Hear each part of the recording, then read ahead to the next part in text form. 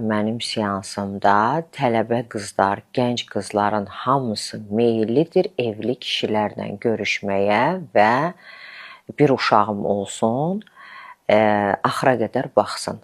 Neynirəmi təhsili, neynirəmi qeyd özünü inkişaf elətdir. İzləyirlər bu blogerlər var, varlı xanımlara baxırlar. Baxırlar bəzi müğənnilər var ki, təbliğ edirlər bunu. Açıq da olsa, lap adla da deyə də bilərəm. Məsələn, gəlirlər mənə danışırlar ki, Vəfa Şərifovadır, Vəfa Şərifova 2 dənə uşağı doğub, həm müğənnidir, müğənni olmasa da onsuz da o kişi ömrünün axırına qədər ona baxmalıdır. Və mən baxıram, ümumiyyətlə Famil kimdir ki, mən niyə Famili tanımalıyam? Mənim yanıma gələn bugün 19-20 yaşındakı gənc qızlar mənə Famili misal çəkəndə ki, mən Famili tanımıram, mənə Şəbnəmi çəkəndə, mənə Vəfanı deyəndə və yaxud da yerindən duran bu dəqiqə toylar müğənnisi olmaq istəyir də, səs yoxdur. O Tamaradır, Kamalədir, adı bilinmir də nədir, təranədir.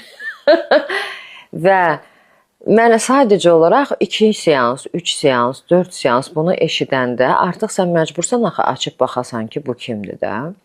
Və mən açıb baxanda o dilənçi kimi toylarda pul yığmaqlar ki, bu hardan gəlir? Mən hardasa dedim bunu görmüşəm. Və bu çeçenlərin bir Fatiması var, müğənnisi.